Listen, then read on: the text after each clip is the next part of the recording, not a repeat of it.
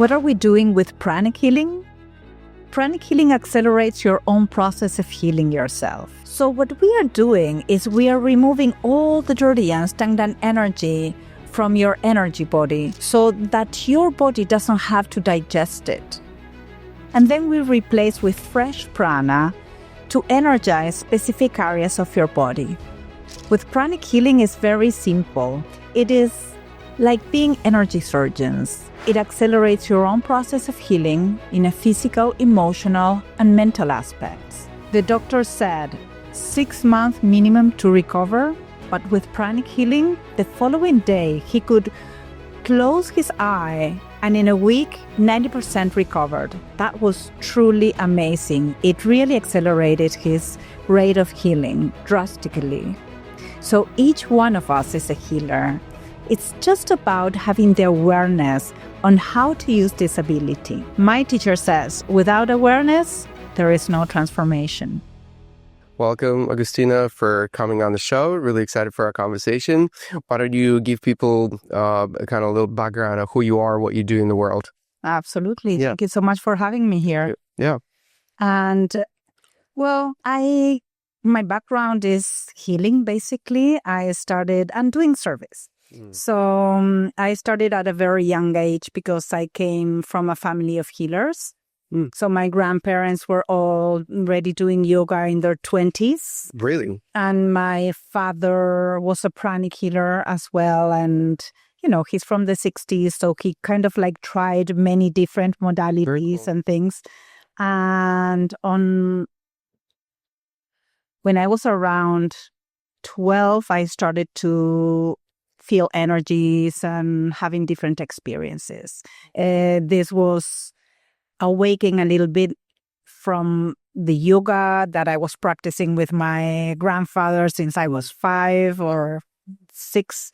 And he taught me pranayama, that is the breath control. So I started to do some exercises, and around 12, and it's an age that I found out that many people that are awakening into their energies and it's around that age as well.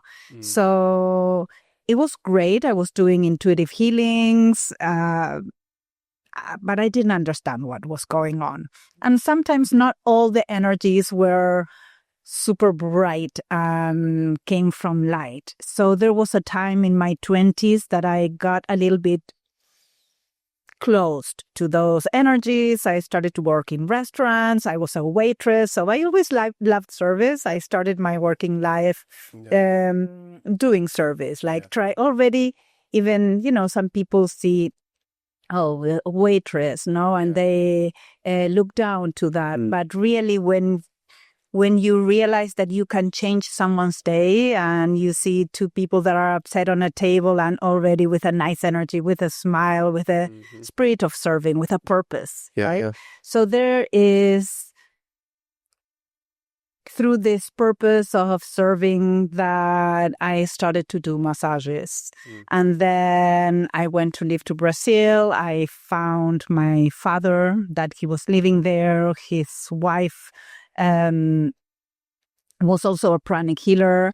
So I started to do all these different healing modalities over 20 years ago. Very cool. And yes, that is where I continued studying yoga, meditation, pranic healing, massage, and ended up running the spa at Faena.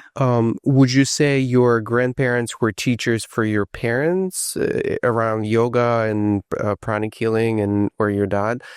Well, my grandparents from my mother's side are the ones that were practicing yoga. And my father on his side was just curious and started with his healing modality. What was it like? Did you spend much time living or spending time with your grandparents? Yes, a lot. Yes. How was it like to, you said you didn't really understand much at that age, like what they were doing, or? Not what they were doing, but the things that were happening to me.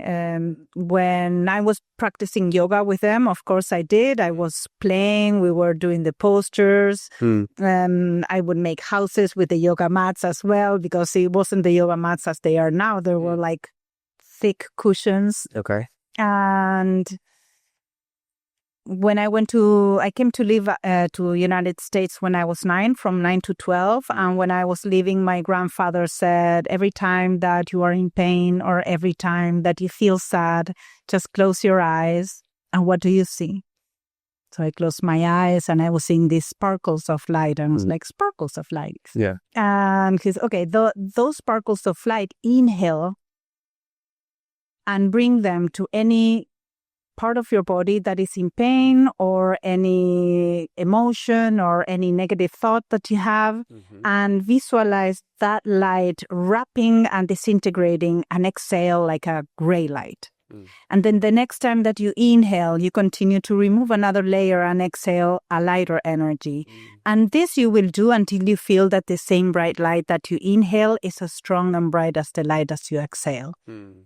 So I did that with his guidance at that time. Yeah. And I was like, phew, blown away. Yeah. And he's like, okay, it will not take more than 12 or 20 breaths until you really had some experience. And when I came back from the States, it was when I was 12 years old, I started to feel energies coming out from my chest, or I was feeling like outer body experiences, like at the beginning I couldn't control, and that is why there were things that I didn't understand. Yeah. Like, what is this happening? But then I started to let go and to investigate and then read. And then when you are ready, it says, the higher masters say that when the student is ready, they don't have another choice than to appear. And that is what happened. Apart from feeling it, have you ever had experience of seeing something also? Yes. Tell me more. How does that work? Oof, how much time do we have? No, well, the first time that I started to see it, it was once that I came back from home. From work, I was at home, and I was feeling weird. I was feeling some energies, and all of a sudden I started to dance.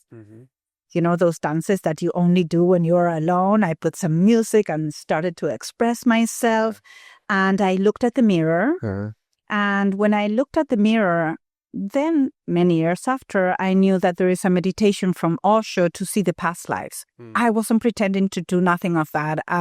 It seems that all the things came together, the dancing, the light, how it was displayed, and myself looking at the mirror, and all of a sudden my faces started to change. And I got scared. I was like, whoa. And when I got scared and pulled out, like a light, like, then I knew it was my heart chakra, but at that time I didn't. Started to spin so fast, and I saw that light. I was like, okay, like that was like the first seeing experience that I had. The light was outside of you? Outside. It's like when I caught that energy that I got scared of, my heart was spinning, but like this a turmoil of light coming out of my chest. And you interpret it as your chakra? Or was now that I know about chakras, I interpret that, right? But at that time, I didn't know what it was. It was like, whoa, what's all this happening? Interesting. And then have you had experiences where you would see other people's chakras or energy? Like, well, yes. That once I started to learn pranic healing. But then doing other healings, it did happen to me, like sending some light and seeing all the light. Like I have experienced basically those, like seeing the healing energies going. But when I see a person, I'm going to be doing a healing to you, I can scan the energy, and yes, you can see the aura of the person. Everybody can. I'm a pranic healing instructor. I teach the people in the basic course how to feel the energy in ourselves, in others, and how you can see the aura is just connecting in a certain way and looking in a certain way that allows everyone. Yeah. And with that kind of like superpower, if you will, are you able to tell, what can you tell about someone that you've never met? They're just in front of you and you can kind of like read their energy. Are you able to tell anything that a normal person would not have, not a normal person, less sensitive person would not even notice? What kind of input or what kind of additional information can you pick up on just by reading their energy? I think basically it's the awareness, what changed from an ordinary person to a person that is aware, right? Or awake. It's not, I don't feel I have superpowers, or I do, but I don't feel myself different from anyone. I think that we all have superpowers. We're superhumans, that we can have the awareness of it and then use that potential that we have, or just be asleep and be like an ordinary person, right? So some people don't realize that they do sense someone that they don't know and their energy because they just repulse instinctively, right? Maybe with having the awareness, you can realize and you can sense more the why, or if this person has a high vibration, or if it is like draining your energy, and you're just more aware. But it's not that an ordinary person or someone that is not aware doesn't feel it. Those are like fairly kind of like crude explanation. Let's say you're either draining or you're full of light, or you are you able to say like, oh, this person has a liver issue or something like that? I don't know, like only if I start to scan the person and I have the permission of the person to do so. It's not that I am entering in someone's energy. And there are clairvoyants. I am not one of them. Like I can see the energy, but I don't see like an hologram. I know many pranic healers that they look at you and they are like, oh, they can sense and see everything. Yeah. But you do that with permission, right? Like you, in pranic healing, what we always do is to offer you help. And then if you are open to, we open ourselves and start scanning and sensing your energy. Then the regular things that you feel or not feel, or sometimes, I don't know, I have a patient, I start talking with a person before doing the treatment. Yeah. And some things, sometimes you're already connecting because this person is opening up to you. So you're already sensing some things and you're just allowing the person to talk about them. And then you can open and create this safe space for them, right? And then could you like explain to me the process of actually healing when you call them patients or client, like patients? Clients. Right. So when they're laying down usually, right? Closed eyes. Like, explain to me, because I don't think I've ever experienced that. So walk me through what happens. So pranic healing is a modality that was created by Master Choa Koksui. He is a Philippine master. He was born the same day of Usui, that is the master of Reiki, but 100 years after Usui. And he was a scientist. He was also a businessman. So he was very methodical. He created a protocol for each energy disorder, and he was working with a team. So when you get one of the books, the basic, the advanced, the pranic psychotherapy, you can see all the protocols with which are the chakras that unbalance. So it's like a vademecum for the doctors. Yeah. And he created this system, first of all, that is very simple, and which is great. And we are like energy surgeons. What do we do when we do a healing? First, we are scanning, we call it, that is sensing the energy of the person and determine if the aura is strong and it doesn't have any holes, or if the aura is very weak and thin. Yeah. Then we cut the energy cords. Many times we are linked to other people. This that we were talking before, someone draining you. Why does the person drain you? There is a link of energy. There is a contact, and they take your energy, right? Or the opposite. Maybe one can take someone's energy when you are low, and you see your friend and it's like, hey, how are you? Yeah. And it makes you happy. Or when we interact with other people, we are linked energetically, right? So we cut all those energy links that we don't want to the person. We need the person to be the only cord that they have, the spiritual cord. How do you cut the... So there is a technique. You can come to the basic pranic healing workshop. But basically, you visualize a knife of white bright light and cut, basically. I see, yeah. Yes. there is. It sounds like a lot of the practice is around visualization and that happens inside, would you say? Yes, also. Yes.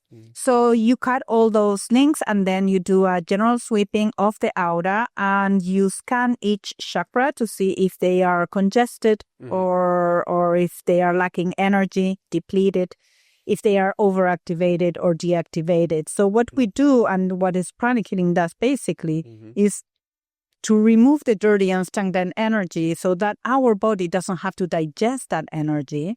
So we are removing it and replacing for fresh energy. What this does is to accelerate our own process of healing. Because what the chakras do, chakra means wheel in Sanskrit. And why do they call it wheel? If you look at me, you stand in front of me, you will see that if you're clairvoyant, that the chakra inhales and exhales. It inhales, absorbing the energy. That energy goes to the main organs. Then it is transformed and distributed to the different organs, depending on the chakra. And then it exhales all the used up energy. That is why if you look the chakras from the front, they do this. Inhale, exhale, and they look like a wheel. Now, the chakras really have a cone shape, and the nucleus, the root of the chakra, is rooted to our Susuma Nadi, that is the main energy center, right? So what we are doing with pranic healing, I told you, the chakra absorbs the energy, then it transmutes it, digests it, and distributes. If it is stagnant energy and the energy that we are polluting our chakras is more than that of the rate of our own process of healing, then disease comes, right?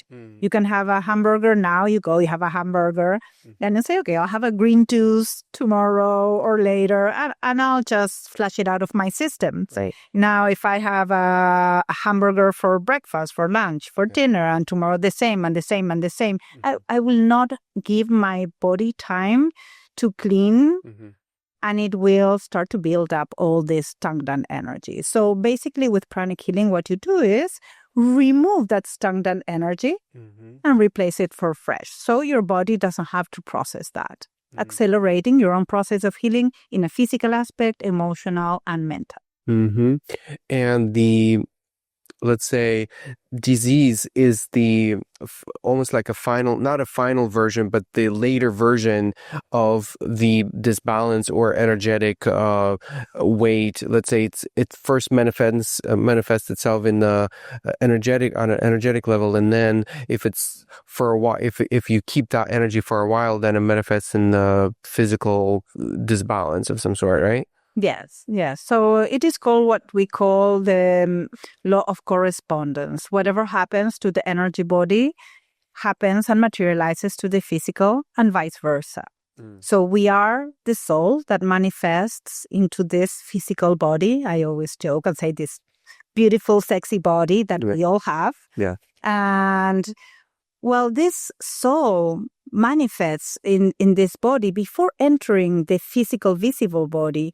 There are layers of energy that are still the physical body, but in a more subtle aspect. So the bioplasmic body, the plasma is the fourth state of the materia. So it's still materia, but it's the most subtle. That's why we can sense it. Everybody can sense it.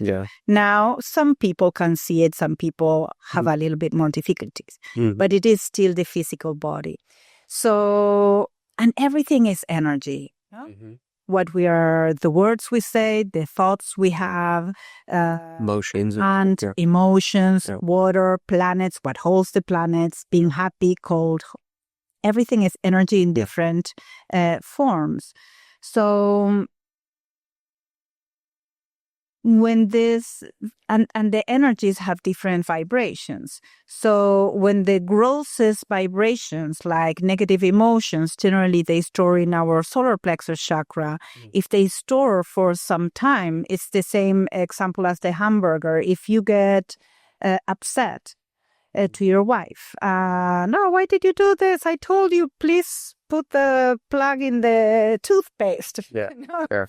And okay, it was one thing, and then your body will digest that anger and get it out of your system. Now, if you are an angry person and all the time you are building that anger, of course, what does the solar plexus chakra do? It controls, in a physical aspect, the stomach, the pancreas, the liver, the gallbladder, the diaphragm, in a certain extent, the intestines. So imagine all that dirty and stagnant energy of this person. If the body doesn't have the time to digest, it will pollute those organs. Yeah. So some people may develop diabetes. Some may develop some problem in the liver or maybe in the heart, because the liver is the filter for the blood of the heart. So it starts to happen in the energy level, and it then materializes in the physical. So this of the principle of correspondence, you can see it even in the spine. When you see that the spine is bent to one side, it's not kyphosis, it's when the spine is bent and you see that solar plexus chakra is so congested, that the energy spine is also going to the side. Yeah. So you can really, with a lot of time, because that is something that builds up, right, in many years. So it will need some time. But what you would do is to clean that solar plexus chakra and start recreating the energy spine so that the physical spine can follow. So it is super, super powerful. Very cool. How those energy disbalances are initially, how do they form? Is it based on the emotional blockages, traumas? Is it based on the environment? What are the different factors that influence the disbalance of the energetic centers? There are different factors. It can be internal. It can be from lack of self-esteem, insecurities or trauma, as you're saying, and any type of addictions that was derived from trauma. So it's those type of energies, but also it can be external. Like, for example, an addiction is not only the elementals we call that are generated by our own system, but also the elementals of the tobacco, of the alcohol, of any type of drug or whatever it is. So there are different factors, as well as for some other disease. The factors could be the climate. No, it's too dry, or it's too... And the factors can be air pollution or... Yeah. From your experience, any kind of like mind-altering substances, are there any of them that influence your energy body in a positive way? Cacao. Okay. All right. Cacao, I think that is very manageable. It opens the heart and it has a very good effect in the whole system, antioxidants, and in the pineal gland. I'm not against the medicinal plants, and now it's quite trendy, but I rather not use them. I think I did have this not knowing what to do at a certain point in my life, that this person was telling me, I'm very open to everything that you're saying with pranic healing. I want you to be open with my techniques. And his techniques were ayahuasca. And so I called my dad. Hey, Dad, because he tried everything. You know, I told you he was from the 60s. So this is happening to me, and he's telling me that it activates the pineal gland, that it's so my father was very wise. He didn't say, don't do it. He's like, I don't feel that you need it, because in pranic healing, as I was telling you, there is a part that is for healing, but it's a school of inner studies. It's called Institute of Inner Studies in Philippines. So you have the part that is for healing, the part that is for materializing with feng shui, spiritual business management, etc. Yeah. And there is a part that is the studies of the soul, that is the spiritual aspect of the school, where you do different types of meditation to activate the pineal gland, achieving oneness with a higher soul, the blue pearl, kundalini. So when you reach that stage at the school is when you have done all the previous workshops and you reached a moment of purification and work, energizing and character building that allows you to have a purpose once you activate it. Your pineal gland, once you activated your kundalini energy. So nowadays I see that people are like, oh, I want to try the ayahuasca. Oh, it was great. And maybe they are doing a ceremony with people and all the chakras are opening and they don't even know with whom they are doing. Yeah. And for what? Oh, okay. Oh, now you have your pineal gland activated. What do you want it for? What are you going to do with it? Right. And then you want it again. Oh, you have to go to the ayahuasca again, right? So it's not that I say it's no use, but I have one of my best friends that he's a shaman and he does it maybe once a year, right? And he has such a download and for him it's good and he does it very respectfully. The same as marijuana. Like people use marijuana. It's not that I have not. I lived in Brazil for 5 years. I did, but it has a part that is very addictive. So if you're going to use it for a ceremony and you can feel that download, maybe you have a full year to do something with that download. You don't need to take it every day, all day, right? Yeah. So with a due respect of whatever plant you are using, I think that you can choose your own way of healing. Yeah. I like the natural way. It's not that the others are not natural, but I rather not rely on plants or anything if I can really access from within. Yeah, I understand. Yeah. Any like stories or experiences from your own healing other people and see how it affects them in whatever way? Any stories that stand out that worth sharing, maybe? Oh, yes. Yeah. More than 20 years of stories. Yeah. So, exactly. First of all, it is important to say that I am not the healer when I'm a channel and the healing happens if the person is enabled to be healed karmically, emotionally, if they want to get healed as well, because some people don't. And of course, the quality of the channel is important, that you take care of yourself and that you are knowing what you're doing. Yeah. But you're just an instrument. So I like not to say that I did the healing, right? So there was this time that the sales director in Faena in Argentina, she was going to get married. And I think it was like a month before, her groom had a paralysis of half of his body. And they were desperate. It was a virus. And the doctor said that it would need around 6 months to recover. Wow. So she came and she was very sad and upset. And she asked, Agustina, I know that only you can help me at this point. Yeah.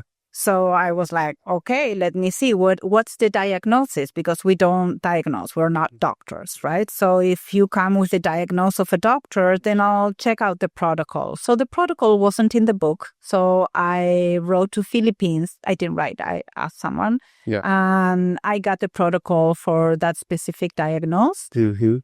He came. I told her, can he talk? Can he ask me? Yeah. So he called me. They came, both of them. I was 2.5 hours doing the whole protocol, cleaning.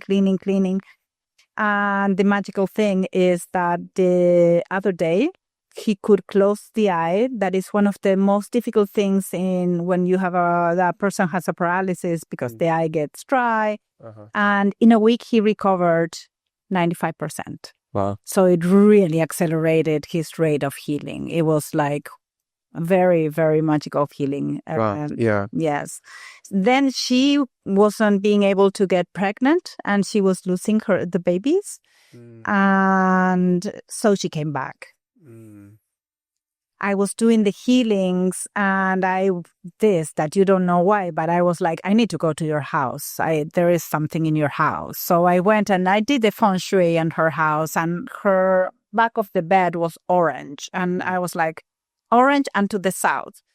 And that is like a super deep cleansing energy. You cannot be cleaning yourself for so long, because then you're not 8 hours energizing yourself. So, and now she has 3 beautiful kids. So I also suggested her, because sometimes, like 100% of the times, when you do service, you are neutralizing some of your negative karma. So if a person has a problem, it's good to help others with the same problem, to understand, allow that energy to come back in the form of healing. Wow. Yeah, that's so could this be so I've read some things, so you could be done also on remotely, right? Like you don't have to be in the same place with people. How does that work? Well, we're all part of the aura of this planet. So when you are doing a distant healing, you have this interconnectedness that is one of the principles. And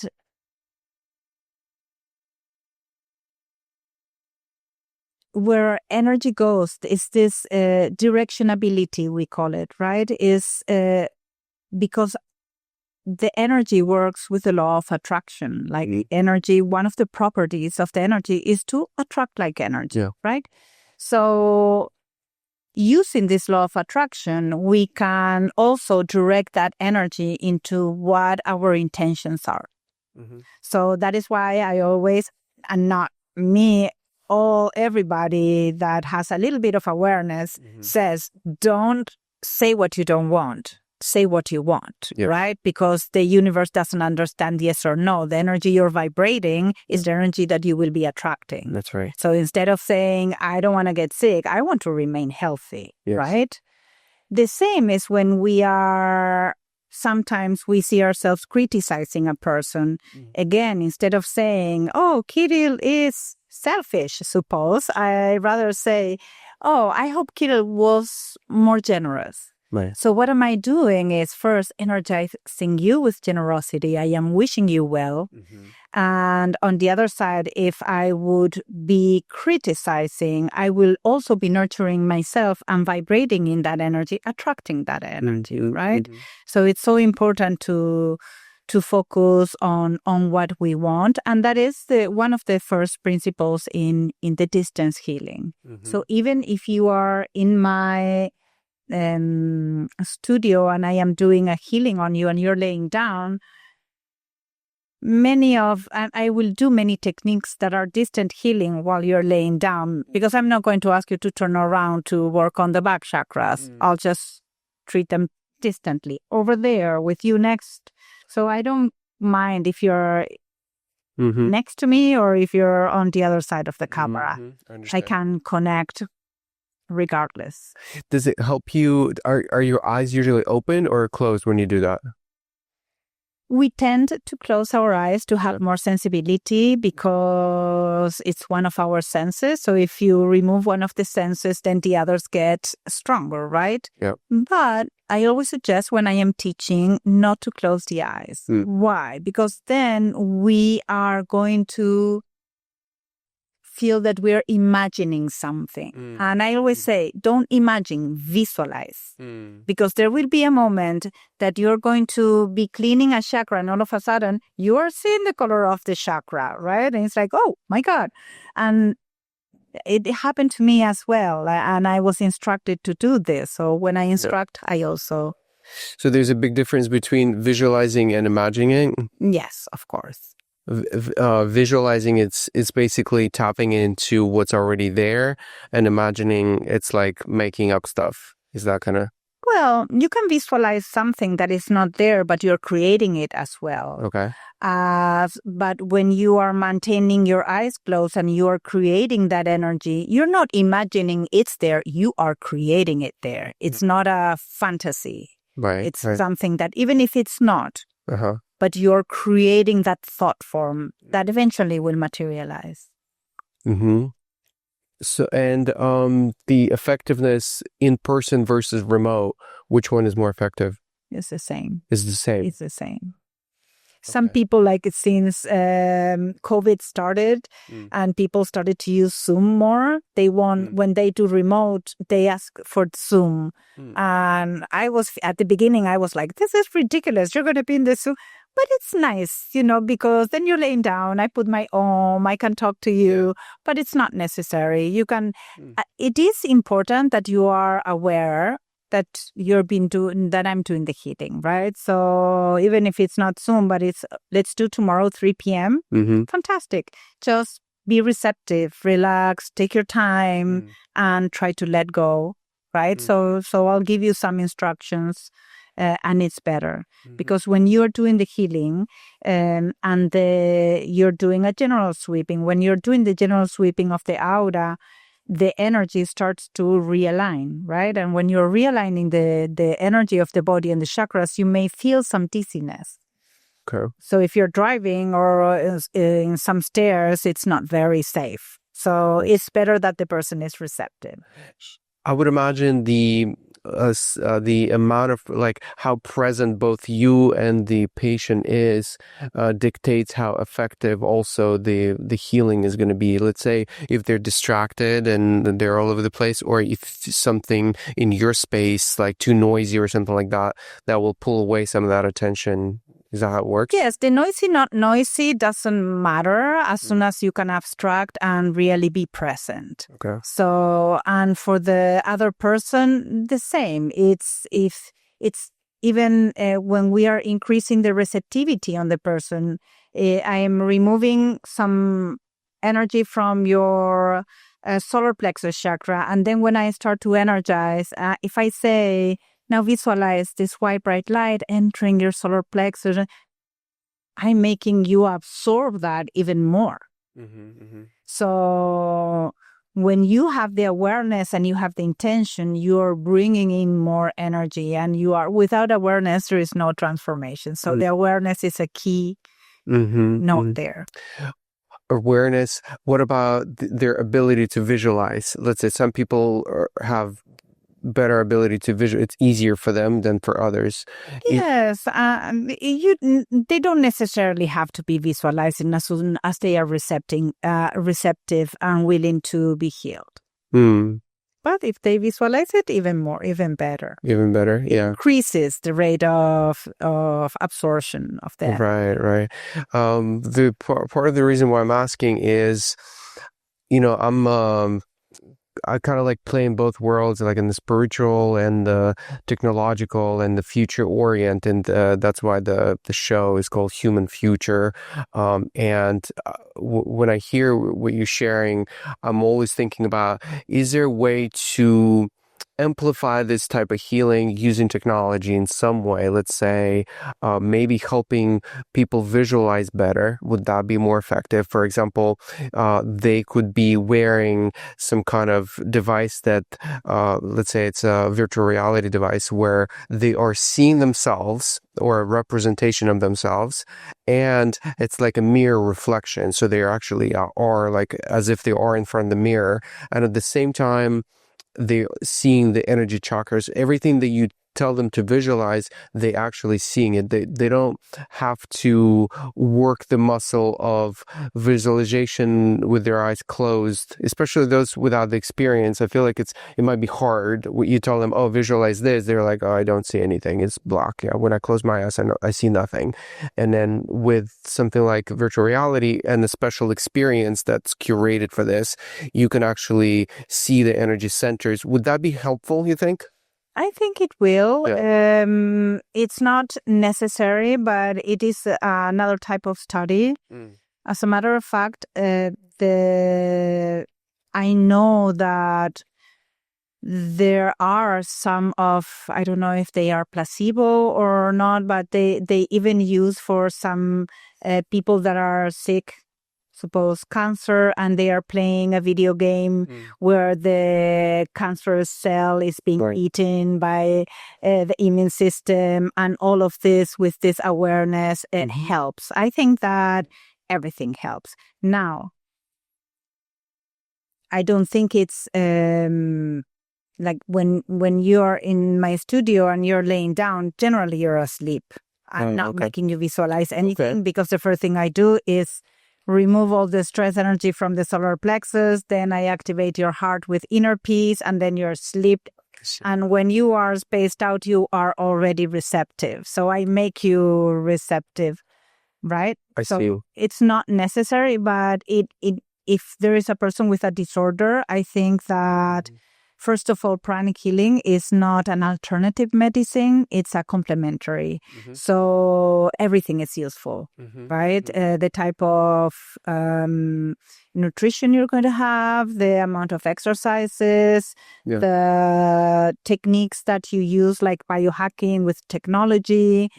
I think that, and also the traditional medicine, right? And there might be a person with some chemical disorders that will need the medicine, and you can help also. We will never tell the person, oh, I have this technique that I can reduce your blood pressure. Don't take your pressure pill anymore. Like with this technique, you can drastically lower the blood pressure to the point that you will not be needing the pill. So check with your doctor and see how it's working, and maybe he can adapt. That's the most that we can. Makes sense. Yeah.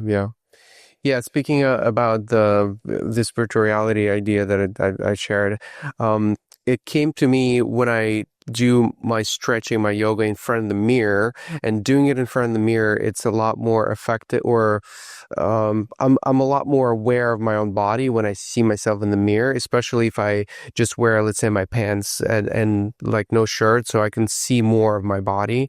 And when the more I spend in front of the mirror while I stretch, the more awareness I gain about like my muscles, my body, my centers and things. It would be interesting to have an experience where, apart from just seeing yourself, you also see almost like any level of, let's say, you could see like your organs, you can see your muscles, you can see your breathing patterns that is very accurately represented. Maybe there's some kind of sensor that's measuring how you're breathing, and it's literally as you're breathing in, you're seeing yourself and how the air is circulating, and you become a lot more aware of the autonomy and the how your body operates, Same with energy centers and auras, and like you become a lot more aware of that too. I would separate the practice with the technology. I wouldn't look at the mirror. I could have, like we have here, this beautiful studio, like this mirror that is a camera. So maybe I can, after, look at the recording and see which were my patterns. Oh, look, I was looking and my shoulders are, so next time I'm going to be more aware. As a yoga instructor, I don't like there to be mirrors. I like to tell the people, you open your chest. Try not to drop the shoulders. Sometimes the person cannot listen to that. Sometimes you are curious, open your chest, and you are not ready to listen. So I'm not even those type of teachers, even though I love Ashtanga and I practice Ashtanga, that will come and open them by force, because for some reason you're not being aware of listening and actioning yet. So there is something that you still need to process. I think that as teachers, we need to have a lot of compassion and respect our students' processes, right? So looking at a mirror while you're practicing will not allow you to have what the purpose of the practice really is. That is, go within, feel your body, not look at it, feel it, and see, yes. And maybe if you have a good instructor that will tell you, open your chest. Oh, yes. Oh, yeah. And all of a sudden, clack. You feel the clack here in your chest. It's, whoa, yeah. And this awareness you will not have by looking at yourself. And maybe you're doing something and you want to look at yourself and then you harm yourself or you get out of balance. Right. So it's fine to record and what you're saying after say, oh, look at my posture. Oh, I thought I was super aligned and I'm not. For next time, I'm going to be more aware on this and use it. Right. Okay. And then as an instructor, you are serving as a mirror in some sense as well, right? Like when you, let's say, giving a recommendation like, oh, move your shoulder this way or that way, it's in the way helping them see themselves better. It's a verbal mirror in a way. It's a verbal awareness. Yes. Okay. You could call it mirror. I wouldn't call it mirror. I would say awareness. Be aware of. Be aware of your breath. Contract sphincters, abdomen, things that maybe I don't see if you're contracting your sphincters, but I remind you to be aware of it. So, Kirill, your stomach in, open your chest, right? Yes. And so giving these instructions are only allowing you, they are like little keys for you to go even deeper within yourself. Okay. Because it's that inner journey, right? That's why I don't practice with music. Yeah. The music for the after yoga. Sure. Like I don't want anything that you will have to abstract yourself from. Why would I add something you have to abstract yourself from when the intention and the purpose of the practice is a journey within you for you to connect with yourself internally? Yeah. Yeah. I mean, I think a mirror in general, a concept of a mirror is a great way to increase your awareness about yourself. Let's say you have a tail that you've never seen before. You look at the mirror and it's like, wow, I have a tail. I've never seen that. And you become a lot more aware how you look from the back. And that's what a good teacher would do for you as a mirror, or a conscious partner would do for you as a mirror. So they're mirroring what you might have not seen about yourself. That's kind of the idea about the mirror. And tell me a little bit more about the, Faena. So your title is a director of wellness? Until November, I directed this for 17 years. Okay, yeah. And I got a little bit tired of the operation. Understand, yeah. But I love the spa. I love the concept. So I continue as a consultant and organizing all the wellness events, the trainings to the team, and co-creating together with the actual director. That is Charlotte Prescott. She's amazing. She's a very knowledgeable in the spa industry. And we're making a great team.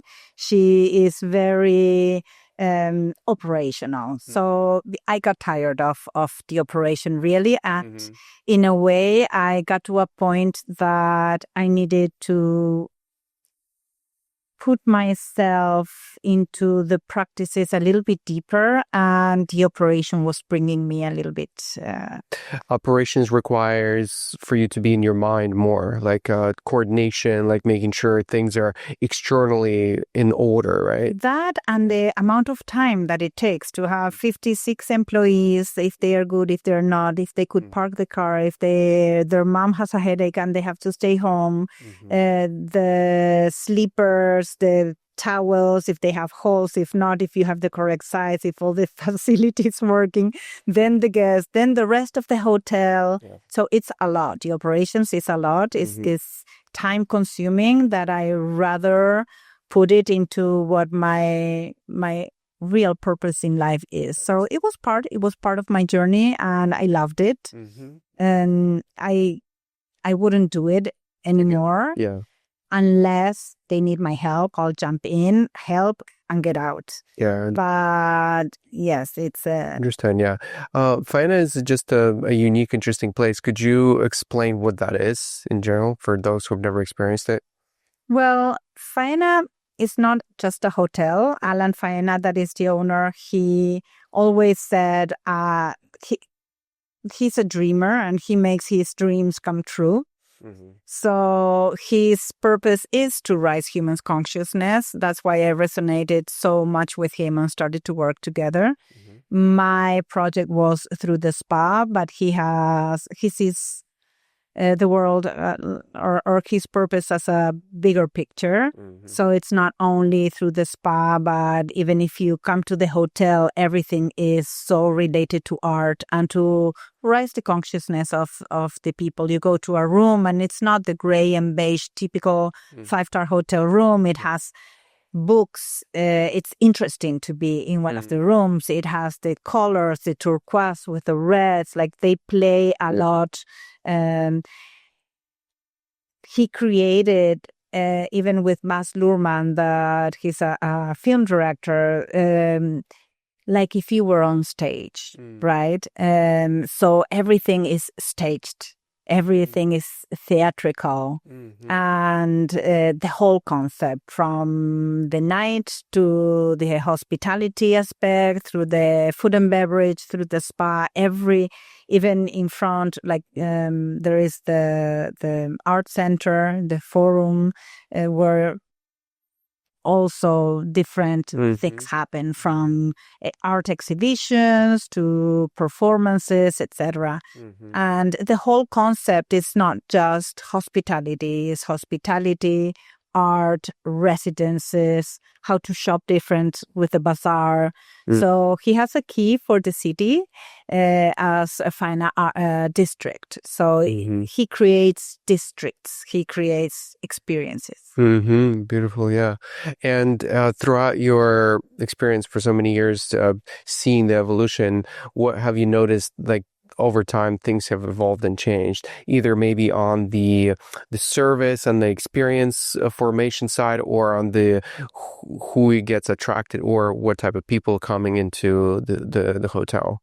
So, well, the company grew a lot. It started being just Alan in Argentina with this crazy project that nobody believed, and all of a sudden now is like one of the most expensive areas in Buenos Aires, and it's beautiful, the job he did there. But it was he was on top of everything. Even though there was a general manager, he was kind of micromanaging in a way, because he always had the last word. So we would go to him many times, even before Gobi, if we wanted things done, right? Now, when the company expanded to Miami and now to San Pablo, New York, Tulum, and Saudi Arabia as well, the first project opening is New York. That is opening now. Tulum is almost there. Well, there are many other projects. So the company started to be more corporate, which has its pros and cons. yeah.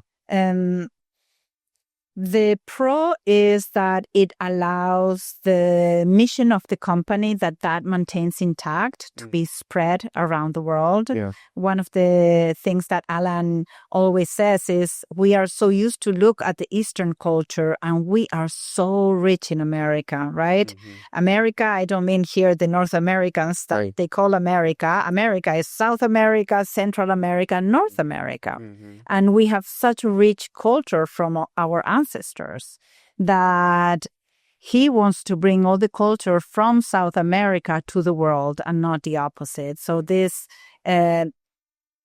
corporate, in a way, it puts some boundaries, as it's not so free-spirited as it started, but is at the same time what is allowing the company to spread. Makes sense, yeah. So are you consulting on other locations? Or you helping with establishing the wellness? Or with Argentina, I'm always there. It's my small baby. I was there for 11 years. I brought it to life. Then I came to Miami for 8 years. Yeah.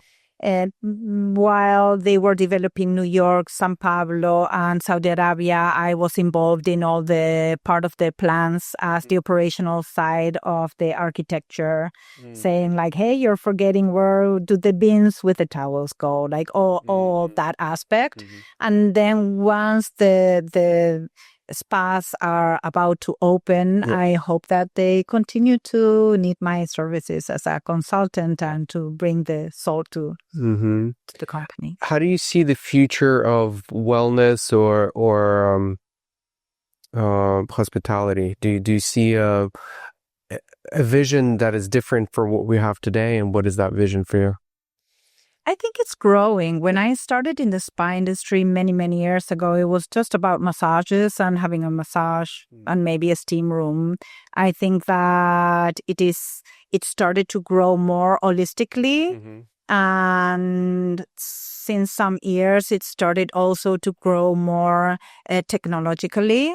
And I think that there is still some resistance if you're going to be doing this in a hotel and not in a health center, right? But I think it's going there. And there are many hotels that are specialized, like the clinic, or there are many, or in Switzerland, places that are specialized for longevity or for more specific purposes to go to do detox or so I think it's growing into a very good direction. And how is the technology being used in novel new ways to enhance the experience for the people who stay there? Basically like LED lights or cryo chambers or brain waves measurements, like the biohacking stuff. Yeah. Very cool. Grounding. Yeah. Do you have a vision for the future that you're excited about, that you're moving towards for yourself, for humanity? Let me see. For myself, I am wanting now to jump a little bit more into corporate. Okay. And this extends into what I envision for humanity, because what I feel is that through the companies and through schools as well, but going more into, instead of creating the events as I am doing today and make the people come, it's go to the people. Is what is this ripple effect? So when you go and change one person or the philosophy in the company of their employees, then the people that are close to them start to see the evolution, start to see that there is a profound change on them, and they get inspired and they want to start their own journey. And this doesn't only impact one person, but it starts to impact the whole city and hopefully the whole world. Beautiful. Yeah. Maybe share any projects or anything else that you want people to check out that kind of like in the wrapping up phase, just bring up any other things that you'd like to talk about in this format, if anything. Sure. Yes. No, well, I have many projects. At this moment, I'm developing a cacao brand on my own, beauty brand as well of my own. But I think that the most impactful and meaningful is the ReefLine. I don't know if you have heard about the ReefLine Project. You've mentioned, And it is an artificial reef. Made by different artists. So it will be underwater sculptures that people will be able to go and dive. Scuba dive and stuff. And it's going to be a 7-mile reef that is supported by the city. So the city is very generous and supportive of this. Amazing. So my involvement, well, I am part of the board. But I wanted to do much more than that. So with my experience in wellness events and communication, my idea now, and I already started to do it, is to create an education program also for schools and companies to bring more awareness into the oceans, the preservation of the oceans. We have a planet that is 70% water, the same as our bodies, 70% water. So we want to bring this awareness. If there is no blue, there is no green. And yeah, beautiful work that I would love to. When would that be available for people to experience in plants? It is developed in different phases. So the first phase, it will, like, in total, it will take like 7 months. But you can get more information on the Instagram, that is the ReefLine. And you have more. I can tell you more, but I am in the first phase myself. So I have a lot to study about the oceans, about the preservation in order to create I have like the format of the educational program, but now I have to educate myself first in order to be able, and we have many representatives that are very knowledgeable as well. How many people are on the board? They are 7 people, I think. Okay. Yeah. How did that get formed? How did you guys come together to do this? It was Agustina Caminos. She's my sister. She's the founder of the ReefLine. And she is the one doing this, as she calls, world acupuncture. And the idea is to spread this not only to Miami, but to all those areas that also have reefs, like maybe going next time to Italy, etc. Very cool. Exciting. I'll be keeping an eye, and maybe soon enough I'll be able to experience it too. That would be cool. Hopefully. Yeah. Beautiful. Thank you. This was an amazing conversation. Anything else that you'd like to share before we close the conversation? Just be so grateful for this space, and I hope that I can inspire someone, and I'm here being of service to whomever needs. Great. Thank you. Thank you, listeners, for sticking around all the way to the end, and I'll see you on the next one.